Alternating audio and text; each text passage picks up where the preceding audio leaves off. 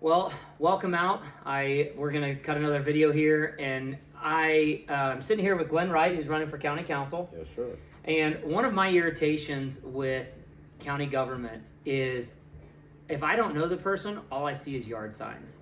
And with how full my life is, my wife and I, young family, traditional business, we're on the go, and everything in today's world is on the go.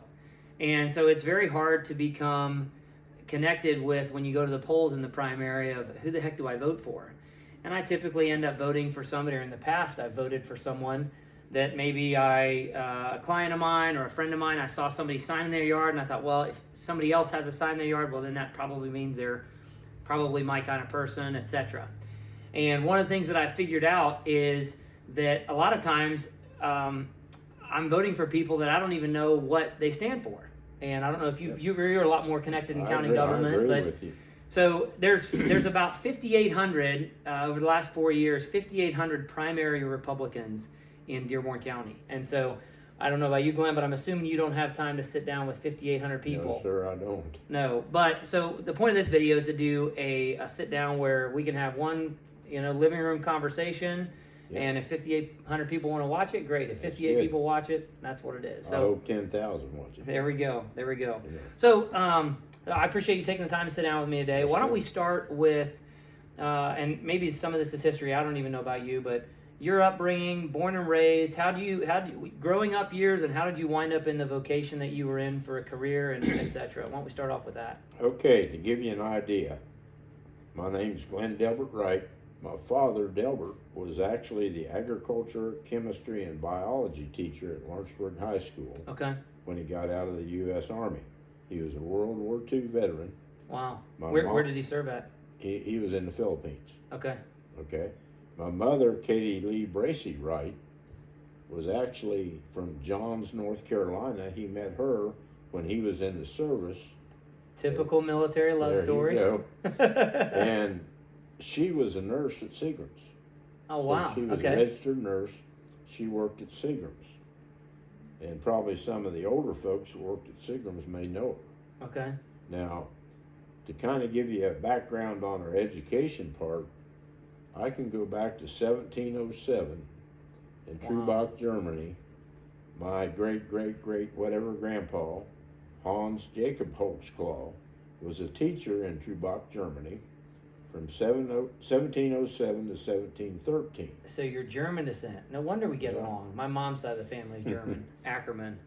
And Hans helped organize a group to come to Virginia because in 1710, Governor Spotswold, the English governor of Virginia, had discovered iron ore in the mountains of Virginia.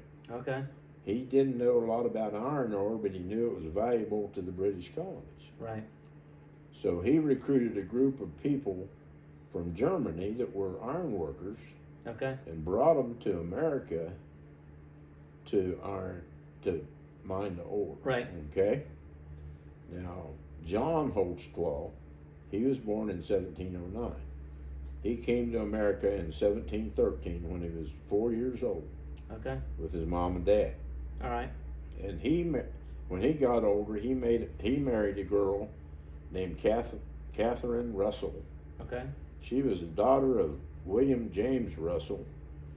He was known as the Ranger in the French and Indian War. Wow. And his son, William Russell, he was a brigadier general for George Washington. Wow. And he was actually with Daniel Boone on his first trips to Kentucky. And his son was killed the same time Boone's son was killed as they brought the first group of people to Kentucky. Wow. So that's kind of my background on the genealogy side. I know the last time I ran, I made the comment that I had blood of my patriots running through my veins. Yeah. And one of our illustrious commissioners said, well, you don't have any patriot blood in you. And I said, you're full of it. I do. So I started school. You were born and raised in Dearborn County? I was born and raised in Dearborn in Ohio County. Okay. I went to first grade to school in a little school called Homestead, it's called Newtown, Okay. Right there where the flyover bridge is in Lawrenceburg today. There was a Okay. 2-room school, had first 4 grades in one room and 5, 6, 7, and 8 in the other rooms. So a 2-room schoolhouse, not a 1-room schoolhouse. it was a 2-roomer. Okay. You guys were on the more advanced side of education. Oh yeah, huh? we sure were. Well, in the 2nd grade, I went to Manchester Elementary, Okay. and Dad got a different job, and I went to Boston, Indiana, to school for a year in my 3rd grade. Where's Boston at? It's Boston. up by Richmond. Okay. Little, So hour and a half north? yeah. Okay. Little country. What county's that in? Shoot, I couldn't even tell you. Okay. But and in the 4th grade, I came back to Manchester, Okay. and Dad was ag teacher at Moores Hill. All right. We had a farm there at the corner of, well, not the corner, but right on 148, right there past the Y at 48 and 148. Okay. So then he got the principal's job at Moores Hill. So we moved to Moores Hill. That was my 5th and 6th grade. Okay. And it was kind of a joke in our family. I never spent 2 Christmases in the same house until I was in the 7th grade. So he was principal at Moores Hill. A job opened up at Rising Sun as principal. Dad went down to Rising Sun, took the principal's job. Okay. I was there 7, 8, 9, and 10. And then in 11th and 12th, I came back to Lawrenceburg and graduated from Lawrenceburg High School. Okay. So it's kind of funny when I tell the kids at school kind of my history on education. Yeah. They said, "What'd you guys do?" And I said, "Well, we were migrants. My dad was a migrant school teacher, so I went to a lot of different schools." It's somewhat of an educational mutt then, right? Right, right. You got like five boy what do you call them, the little, like you got Milan Indians, you got the South Dearborn Knights, you got Right. like some kind of quasi multiple Right. figure of Right. education. So Right. So when I graduated from high school, and I'll never forget it, and it's what motivated me to get through Purdue. The guidance counselor at Lawrenceburg High School told me, he said, "You're wasting your time going to Purdue. You'll never make it." Really? He said, "You'll never graduate from Purdue." So when I went to Purdue, I was majoring in wildlife biology. Okay. I was in that for 1 semester, and all the freshmen have to take a class. You sit in there, and different people from different areas come in and talk to you. Right. And he said, "Well, you guys in wildlife biology, look at the guy on the right, look at the person on the left. 1 out of 3 of you is going to get a job when you graduate in wildlife biology." I thought, well, what the heck am I going to waste 4 years for? You know. Yeah. So the 2nd semester at Purdue, I switched to pre-vet. Okay. And I took all the pre-veterinary You're picking all classes. the easy majors then, huh? Oh yeah, pre-vet definitely wasn't easy. You know, I actually had more chemistry than the chemistry teachers in the high school that I taught at East Central. Wow. You know, I had Yeah, I believe it. 2 full years of Purdue University chemistry, Okay. not Cumberland or Morehead State or something like that chemistry. This is Purdue's chemistry, Right, yeah. which is a lot tougher. So I was in pre-vet until I ran into a class named physics. And I hadn't had physics in high school, and I never could figure out why you had to figure out how much you had to exert to lift up the fence post. When I was a kid, Dad said, "Go pick that fence post up," and I'd go and pick You up the just fence picked it up. post. I just did what he told me. So I got a D in physics, and that pretty well shot me out of vet school. Okay. So then I switched to animal science. Okay. And I was in animal science for a year, and I had an agronomy class, which is soils and crops. I Right. kind of liked that, so I switched over to agronomy. Well, then when I was at 2nd semester of my junior year at Purdue, I came home on spring break, and my dad was superintendent at Lawrenceburg. Okay. And he said, "How would you like to sub a week in Lawrenceburg?" I said, "Well, I don't have enough money. You won't give me enough money to go to Florida." Yeah. You know. So I said, "Yeah, I'll do it." So I went in there and substitute taught for this guy for a week in science. Pretty well enjoyed it.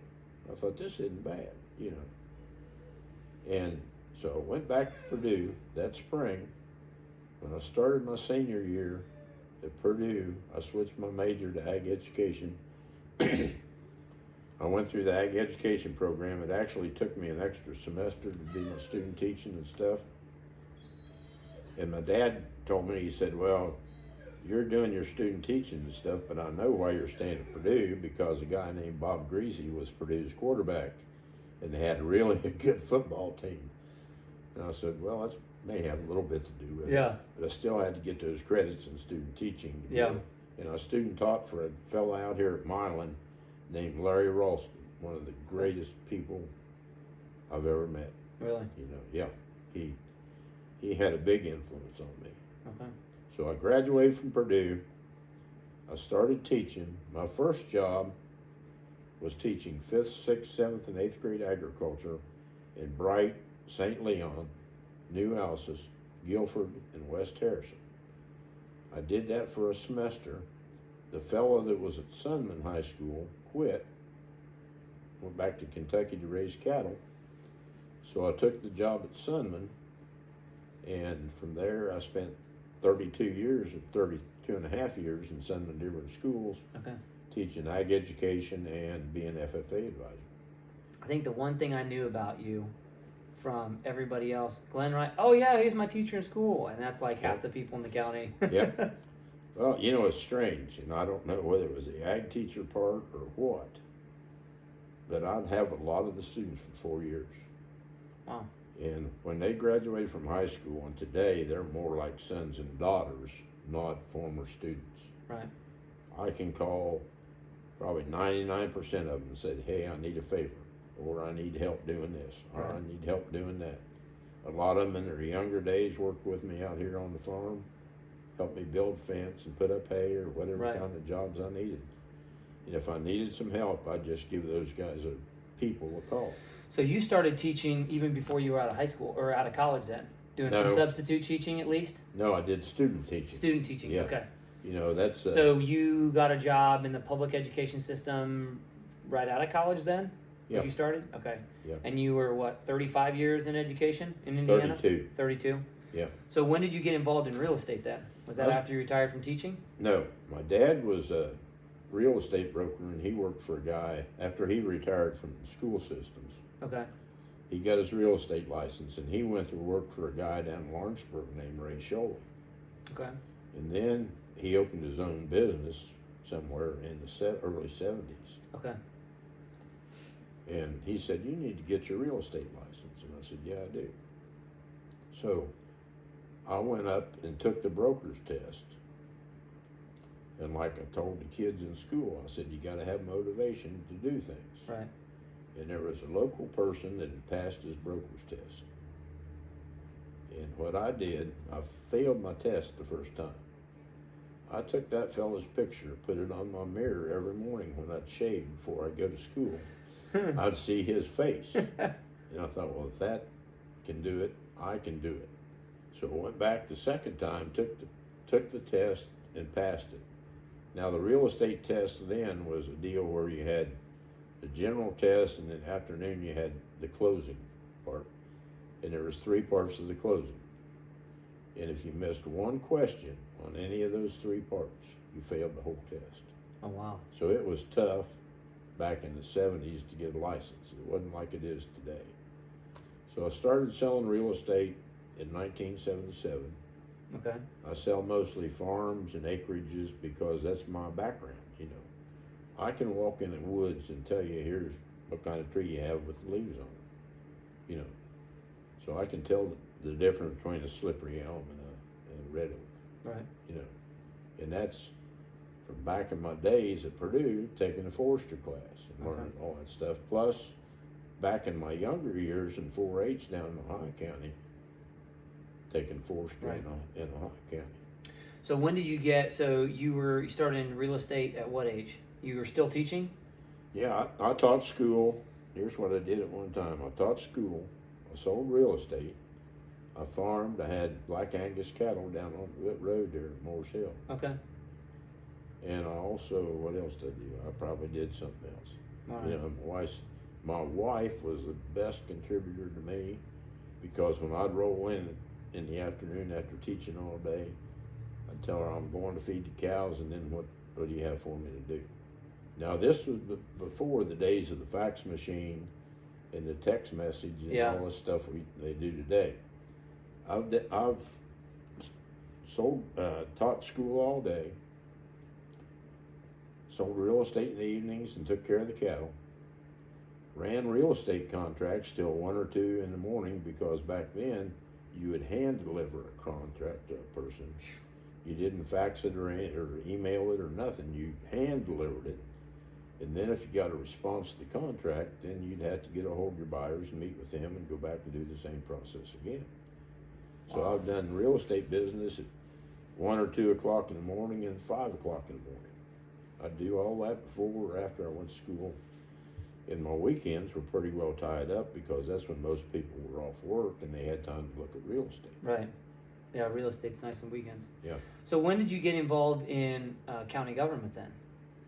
And what was the first thing you got involved with? Well, that's a strange deal, because I quit teaching in 2002. Okay.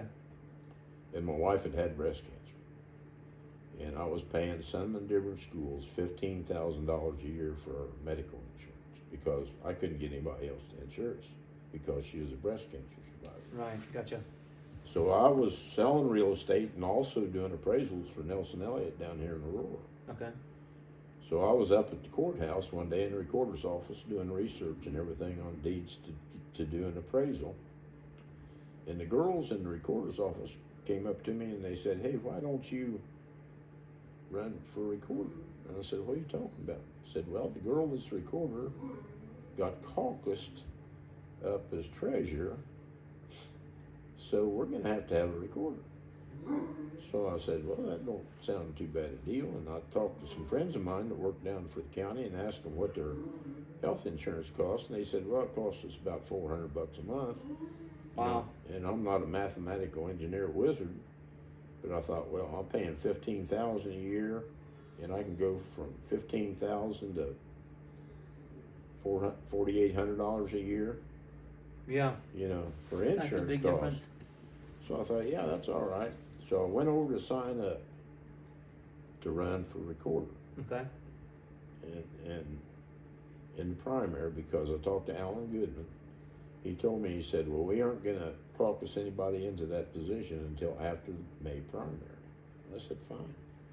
I said, "I'll run for it." So I went over and saw Phil Weaver, who was a clerk of courts. This is early 2000s? This would have been let's see, when I started down there, probably in 2010. Okay, gotcha. Okay, so in 2010, I went over and saw Phil Weaver. Okay. And I said, "Phil, I need to sign up as a recorder." And he said, "Well, are you a Republican or a Democrat?" And I said, "Phil, I'll be honest with you, I've been pretty damn independent my whole life." Right. I said, When you say independent, most of the people that I meet around here are fiscal conservatives, right, moral people, right, believe in hard work and family, and what Yep. many people would, not to put a label on people, call conservatives. right, But a lot of the people that I interact with when I get into a political conversation, a lot of people in this area that I meet with say, "I'm kind of independent." Not because they don't have Republican values, Right. but because the parties have changed a lot over their lifetime. exactly, And they don't want to be labeled as anything. Even Right. with conservatives, I think for myself. Ask me what I think, I'll tell you. Or they're not super politically engaged to where they know the two big dividing lines maybe. And so when you talk about being an independent, were you more you're that kind of person? I think for myself, I do my own thing. well, common yeah, that's sense. the way I thought. And what I'd always do when I'd go in to vote, and I'd vote every year in the fall, but very seldom did I ever vote in the primary, because I didn't want to declare myself a Republican or Democrat. Okay. So when I went in and signed up, Phil asked me, he said, "Are you a Republican or a Democrat?" And he'd known me. I'd known Phil ever since he was in high school, before he had his wreck down on 56. Okay.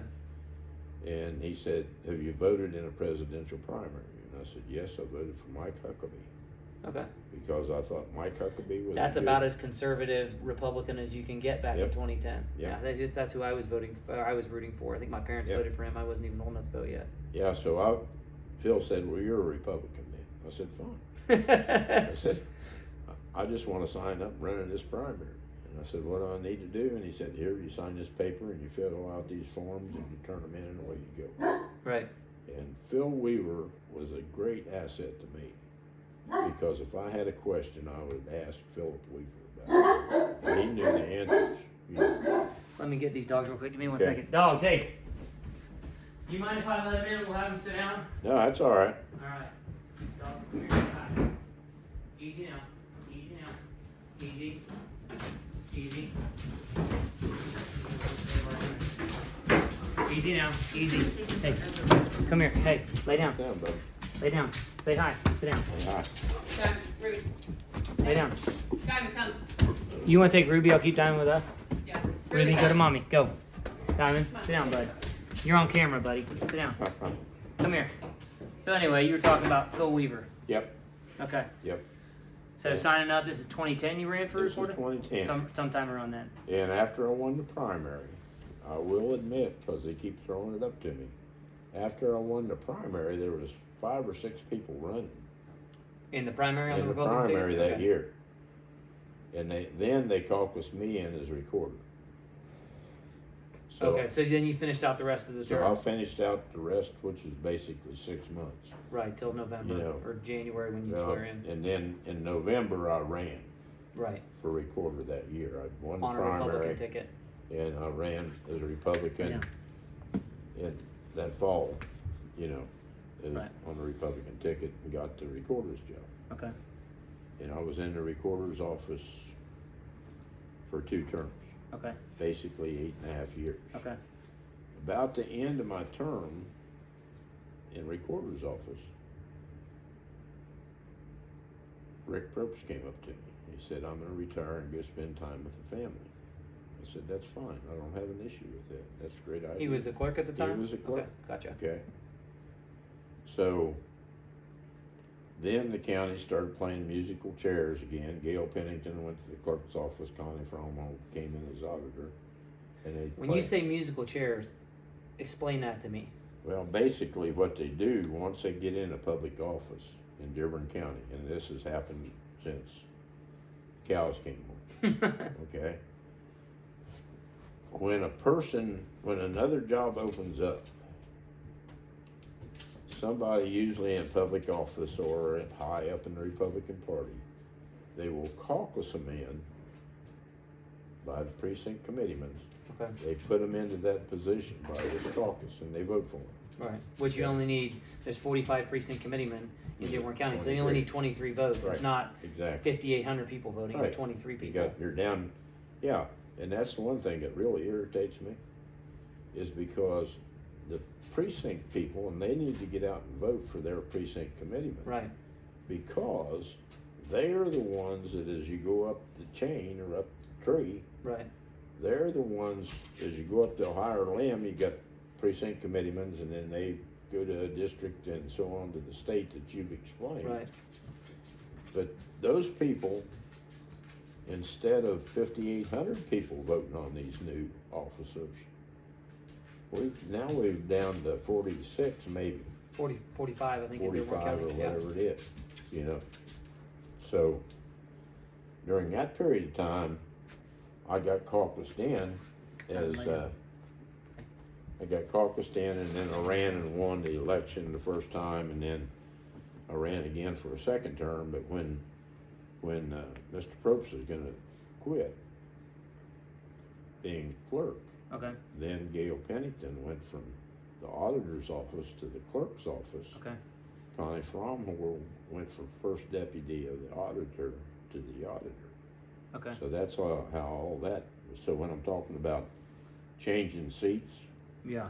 Musical chairs or subbing musical players in chairs and out. and the same players, and you go here and you go here, and all this is planned out beforehand. I am convinced. Okay, So in the spring of 2018, after they had their caucus, I thought, this is bull. So I ran as an independent for county commissioner. okay. For District 3? No, yeah, for District 3. So basically the bottom third of the county. Right. So they said, well, you got to get, I don't remember, 400 and some signatures on this paper in order to be able to do it. Well, it took me about 2 days to get 400 and some signatures, because I just started going to different families I knew and said, hey, I'm going to run for commissioner. I need your signature on this. And they'd sure. And they'd sign it because they knew me. You know, they knew what kind of commissioner I'd be. Well, that fall, I got beat. And Rick Propson went as a District 3 commissioner. So you were as an independent, he was a Republican. Was there a Correct. Democrat that ran as well, or No. no? Just an independent and a Republican is all that ran. Which that's when you look at the votes and the amount of people that just do straight ticket in a November election, there's probably over half the people. I don't know the exact numbers, but there's a significant Right. portion of people that just straight ticket Republican Correct. in the fall. Correct. At least in Dearborn County, Correct. to where it's pretty hard for even a Democrat or even an independent to win Oh yeah. at all. So You're kind of barking up the wrong tree. You know. at least you're barking, right? Yeah. At least you're barking. We need engagement in local government. That's for Oh sure. yeah. We need people in there that'll bark. Yeah. Not sit there and be bobbleheads in a meeting. Yes. Yes. Yes. We need people that'll. So 2018, you lost as commissioner. Yep. So then, how did you get on county council? Well, in 2020, I kind of pulled a slick one on them, because you understand the 2 Republican ballot rules you had to pull in the primary. Right. In the fall, it doesn't matter. Right. I had voted in 2016 in the primary as a Republican. I voted in 2018 as a Republican in the primary because Joyce Oles was going in as recorder, And you wanted to vote for her? and I wanted to vote for Joyce. She's Okay. a good lady, does a heck of a job. So in 2020, I went down and saw, I guess it was Gail or Wendy That would- Beatty, one of them, One of them would have been, yeah, clerk's and office. signed up to run as a Republican for commissioner or council. Okay. I thought, oh boy, here we go. You know, I was kind of sitting there and just thought, bring it on, boys. Well, I guess they did their research, and there was 4 people running for 3 council spots. Okay. So, And you were one of those 3 and that I got was in. one of the 4 running, and I beat Bill Ulrich. And according to some of the words that I heard behind the scenes in the courthouse, they recounted the votes 3 times to make sure that I had actually beaten Bill Ulrich. And I thought, okay, guys, we're going to play dirty pool, you know. So you're running now for your second time on county Yes, sir. council. Yes, sir. All right. Well, let me let's get into a couple things here. We've got about 15 or 20 more minutes here, and we'll wrap this up. But when I think, if I had and I don't know what, I'm sure you'll have other people that ask you different questions. But when you think about the role that government, and specifically county government, should play in our lives, or even maybe state, just talk about issues. You know, as a man, a husband, father, small business owner, you know, retired school teacher, what is it? I mean, we all agree government should have a role in our lives. Right. But typically, as conservatives, Republicans, if that's the group that somebody falls into, less government is better than more government. But Right. we do need, and our founding fathers believe that it's a necessary evil. We need government, that they're instituted among men for these reasons. They go through that in the founding documents. They talk about those issues, Right. and they list those things out. And there's a lot of people, even in my generation, that say, oh, the Constitution's irrelevant. It's 250 years old and it doesn't matter anymore. And I don't believe that. But there is in this younger generation people that think that way. And usually it's because of liberal education in universities. Mhm. And they're taught that to think about that at a federal government. But And even in the high schools. even in the high schools in some cases too. But for you and somebody in county government, when you think about the role that government should play in our lives on a state, federal, or even county level, what is it that you want for? I mean, you're being involved not for you. Right. You've lived a good life, but for your kids and your grandkids. When you think about the role that government should play, or you want them to play in the Right. lives of the next generation, what are some things that come to mind? Well, I've always been taught, and I firmly believe, that the government is of the people, by the people, and for the people. Right. You know, to me, the government is not there to dictate to you. For example, our recent zoning changes they made in Dearborn County. The county is dictating to people, you can do this with your farmland or you can't. Right. And if you want to do something different, you better come to me and ask my permission before you do it. Okay. Okay? That's one thing that really irritates me. The second thing that really irritates me, when people get into governmental positions, all of a sudden they feel like they're a quote God. You can't disagree with them. You can't ask them questions. And that's one thing they hate about me on county council, is I'll ask questions about every additional appropriation that comes through. I'll ask them questions about that additional appropriation while the bobbleheads sit there and, yeah, we're gonna pass it, but I wanna know these things before I vote. Right. You know, I wanna make a logical decision. And I've always said we need to have an executive session of the council before we go into the meeting, so we can get more information on these issues. They hand you a paper or email you a paper today, say on the week before, okay, and here's a whole list of additional appropriations we need to make. An additional appropriation, in case you don't know what it is, in the fall of the year, usually in August, the county council gets together. All the different departments in the county have filled out a budget for the next year. Right. Okay? We sit there as a council and go through those budgets, you know, line by line, because there's a company in Indianapolis the county hires to come in and say, well, you need to cut this much off your budget, or you need to you can add this much to it. So once the budget is passed, basically that's the way you're supposed to live for the next year. Okay. However, a lot of the departments, you know, because of certain circumstances, may spend more money than what's in their original budget. Right. Unforeseen expenses. Right. Et cetera. Right, you know, rise in fuel cost, or Right.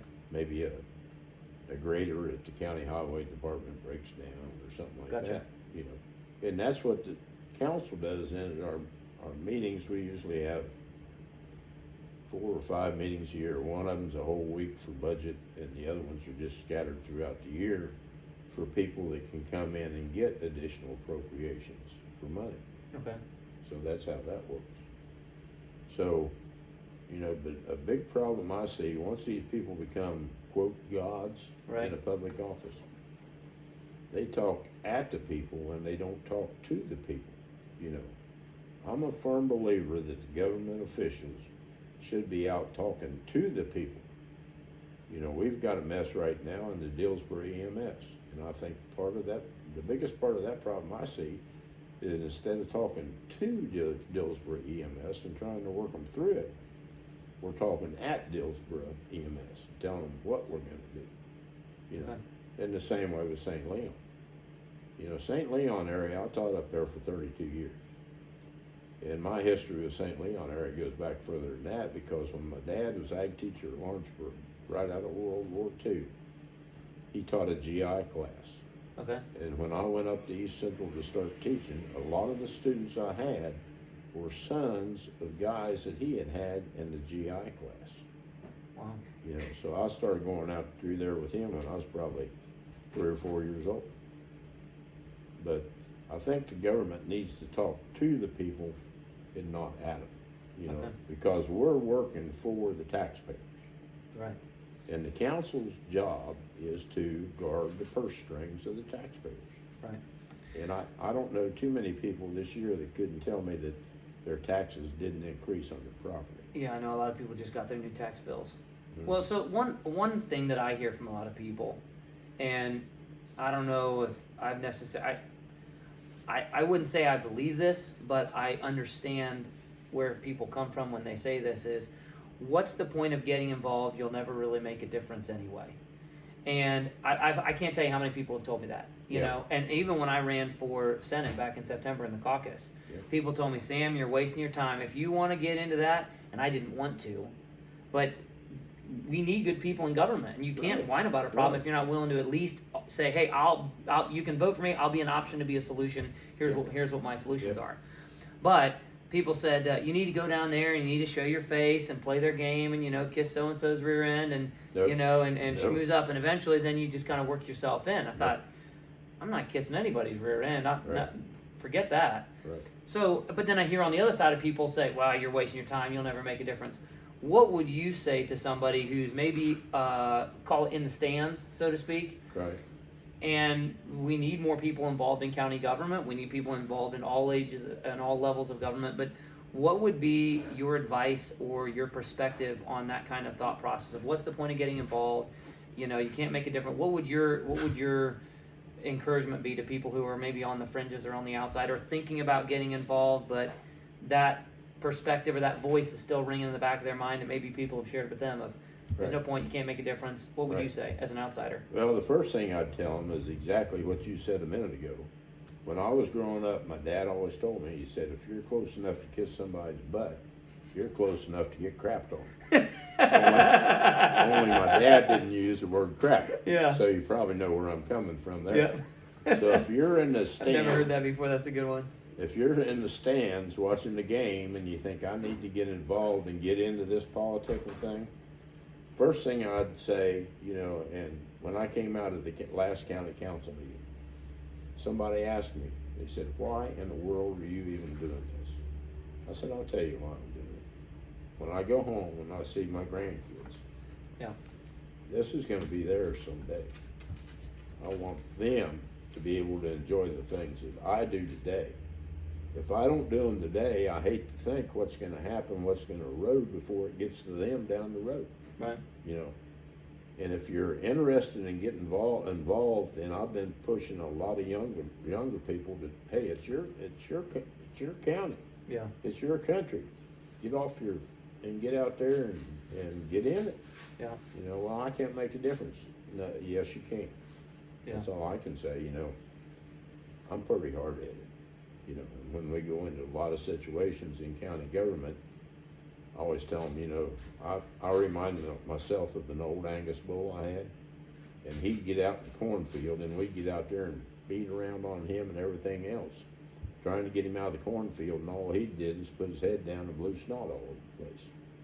You know, and I also believe that a person can make changes from within better than you can from without. Right. We can stand at the parking lot when they're having a commissioners or county council meeting or planning and zoning or whatever it is. We can stand in the parking lot and holler and scream and throw bricks and rocks and do whatever we want to do, but we aren't going to have any effect on what happens within. Right. So if you're interested, get in there. One question: if let's say a genie came up and you found a genie in a bottle and you had one thing that you could change about county government, or maybe 3 wishes, but this is maybe the one. What would one change you would like to see in the next 4 years? Well, one big change I'd like to see is a change of the meeting times. Okay. You know, we passed 2 lits. We passed the public safety lit, and a lit is a local income tax. Okay. So you're paying LIT, local income tax. You're paying income tax on one public safety. And now this That's an additional tax to the property and other income taxes and sales tax you're paying. You got it. Okay. And this year you're going to also be paying not only a public safety LIT, you're going to be paying an EMS LIT. Now it's 0.2% of your income. I noticed this year when I did my income taxes, I'm paying $100 towards public safety LIT. Special county tax goes straight to Dearborn County. Additional tax on top of the tax you paid last year. To give you an idea, and I told them the other night in the county council meeting, I said, I've got 40 acres of ground in Dearborn County. It's pasture, it's fenced, we run cows on it. This year, my taxes on that 40 acres went up $200. My public safety lit is $100. And this coming year, my EMS lit is going to be at least $50. So before I turn a cow in the pasture or put a seed of corn in the ground, I'm $350 in the hole to Dearborn County for taxes. And that's above and beyond what I was into in 2023. Right. You know. So you go back to meeting time locations, or you talked about meeting times. Yeah. Let's have them. What time are they currently? Hold on, the fridge is open. Okay. Give me a second. What time are they now? Well, the commissioners' meetings are 9 o'clock in the morning. And the council meetings are usually at 5 o'clock in the afternoon. Now, what I've heard them cry and whine about, and the reason they have them at those times, is because the elected officials can't, they'll have to stay late. Well, I was an FFA advisor at East Central High School. I'd hate to guess how many times I'd roll into my house in Moores Hill at 11 or 12 o'clock at night from an FFA activity. We'd be at a judging contest of some type, or Right. a district meeting, or whatever, and I'd be rolling into my house at 11 or 12 o'clock at night. I got $300 a year to be FFA advisor and sponsor. Yeah, big into the big bucks, Big huh? bucks, yeah. And I figured up 1 year, just roughly figuring, I probably had 300 hours additional time to make $300. Now that's $1 an hour, and I don't know where you can hire labor that cheap. But I think if they could change the meeting, and even though it's inconvenient for maybe a select few, we aren't there to take care of the select few. We're Right. there to take care of the taxpayers of the county, Right. not just the select chosen few that have probably been caucused into their job anyway. Oh. All right. So, maybe you got time for one more question? Yeah.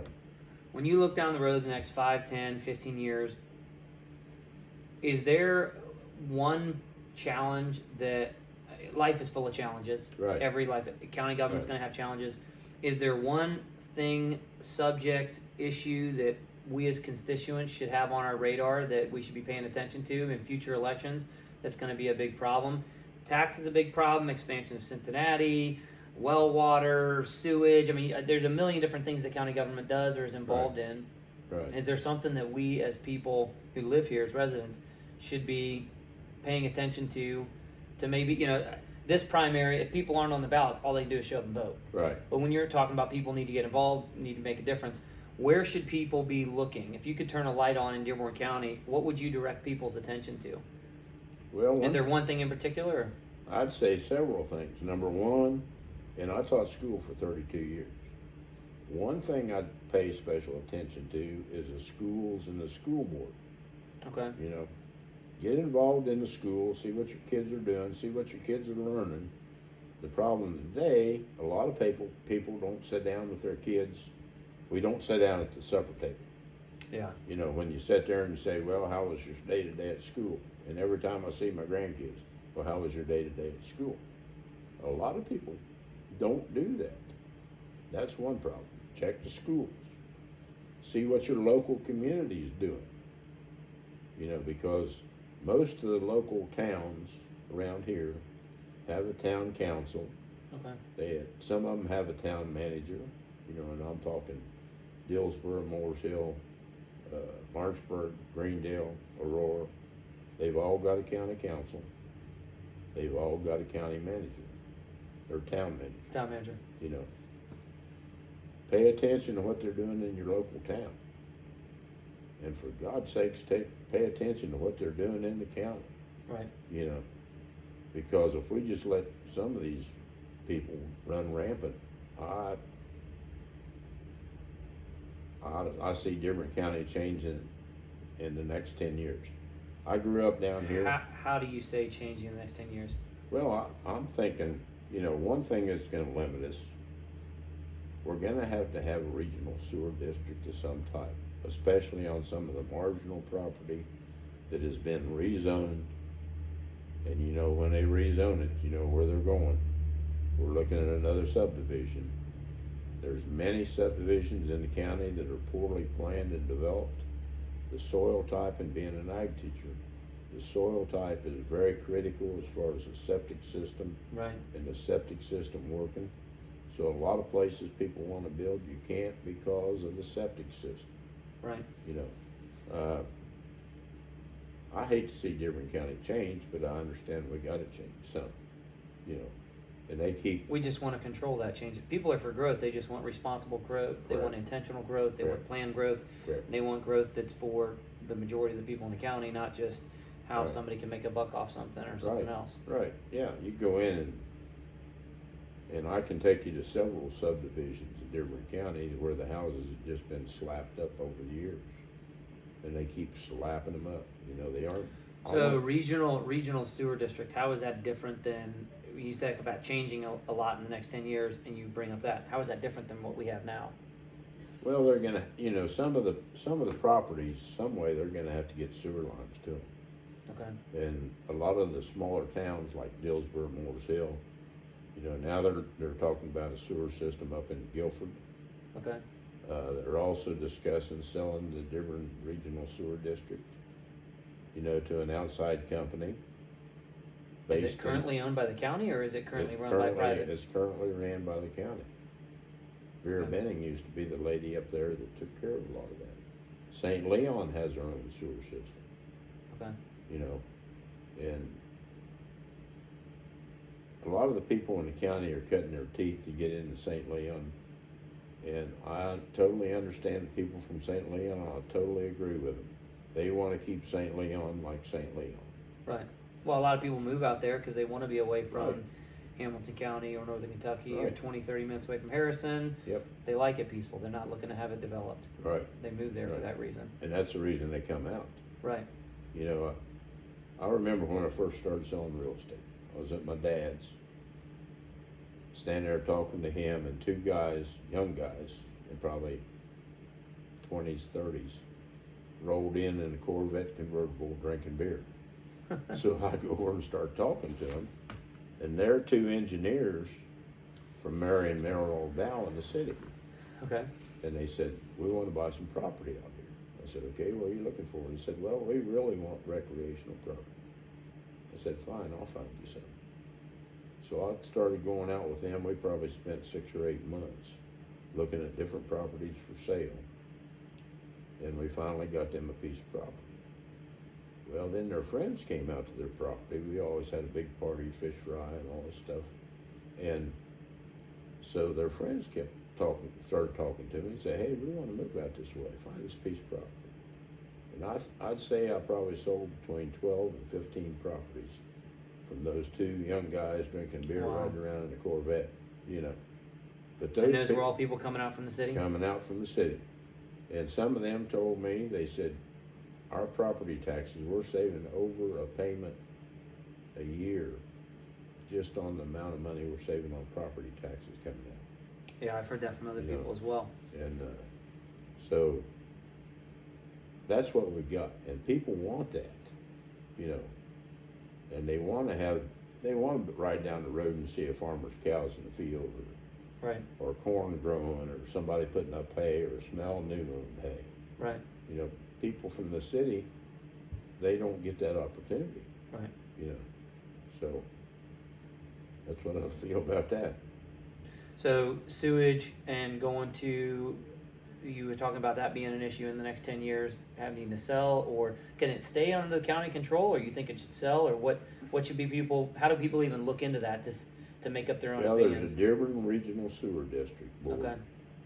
And I would highly suggest, if you want to get up to date and informed on what's going on in the county, Right. get on DearbornCountyBlogspot.com. Okay.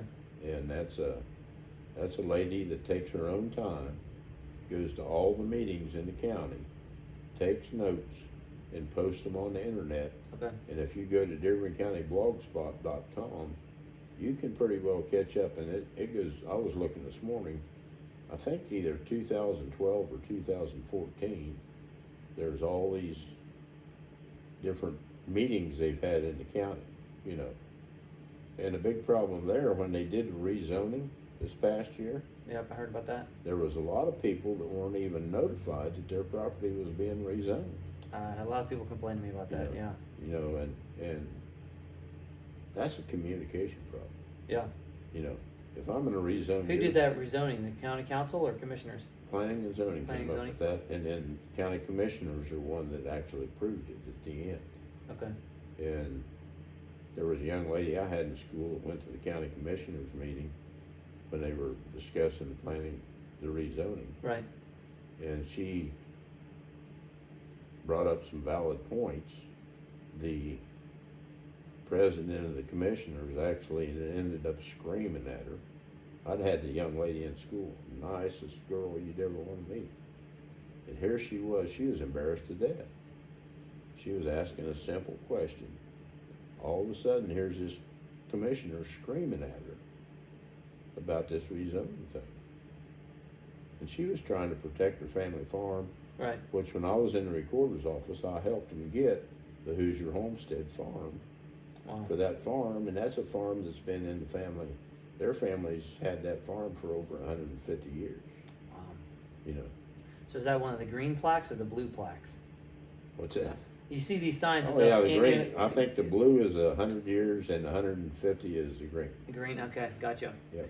I've been to a couple customers' houses where they were bragging about, we just got the green sign. I'm like, the green, what's the difference between green and blue? And they explained the difference. Yep, yep. So that's what it is. All right. But Well, so in closing, nobody likes this, but elections take money. Yep. There's signs, there's advertising, there's Yep. other things. You can't just Yep. throw your name on the ballot, and there's not enough. Nobody has enough time to go knock all the doors. Right. What's if somebody likes and wants to support you? What's a way that they can get a hold of you, contact you? You have a Facebook page. You got a phone number. I mean, what is there? Are you taking donations for the campaign? Are you still looking for spots for people to put signs up? How can people be involved? Well, I always take donations, you know, and I appreciate donations. I'm trying to fund most of it on my own. Okay. That way down the road, I don't feel totally obligated to a certain party that may put, like I know some of them are getting $5,000 or $10,000 from one company or one group. Okay. You know, What is an average? I mean, you've been in government for a while now. Is it $5,000, $10,000, $20,000? I know a state rep race typical is $25,000, $30,000. County race like this. What's somebody typically looking at raising to get enough signs and coverage and some literature to print out and hit people? I mean, what is a cost of a campaign like that run? I'd say minimally you're looking at least probably $2,000 to $3,000. Okay. You know, minimum. And then you can go up from there if you want to do, you know, for example, one of our commissioner candidates has a full page ad in the Beacon, and it costs $1,300 an issue, and you have to go in for at least 3 issues. Oh wow. You know, so you're looking at almost $4,000 to do that. Hell, if I had $4,000, I'd think I was in high cotton. You know, I wouldn't know how to spend it all, to be honest with you, because, you know, I'm conservative. I'm pretty frugal. Right. You know, my wife gets on me because I keep wearing the same clothes I've had for 10 or 15 years. Hey, if they still fit and they're That's still comfortable, right? That's right. And so I'm pretty frugal on my campaign. But if you want to donate, my phone number is 812-744-3587. Okay. I've got a Facebook page. Okay. I've got Glenn Wright, and I've got Glenn Wright for Dearborn County Council pages. Okay. So you can message me on there because I will answer your messages. Okay. If you have a question about any of this politics stuff, or what's going on with this, or what's going on with that, or why are we spending all the money here, Right. I'll be glad to talk to you, kind of explain what I see in the situation. I want the people to be represented, not the chosen few. I want the whole county. I'm talking about, and like I told them when I ran before, you know, I know people from Bum Hollow down in Cedar Creek Township, all the way to Peppertown Ridge over in Harrison Township, Right. over to the Ripley County line, and over to the Ohio River. And I told them when I was running before, I said, you can take me out here in the country and drop me off somewhere. And I can guarantee you within 5 minutes I'm at somebody's house that either I know or they know me. You know, because I'm here to represent, I'm council at large. You know, so I'm representing the whole county, not just a specific area. Right. You know. Well, good. Well, Glenn, thanks for taking time to meet with me today. And All right. hopefully a lot of other people get a chance to interact with you on this video. And Yep, we'll I look hope forward so. we'll look forward to this May primary. There we go. All right. God bless Thanks, you, sir. Sam. Yep. Thanks.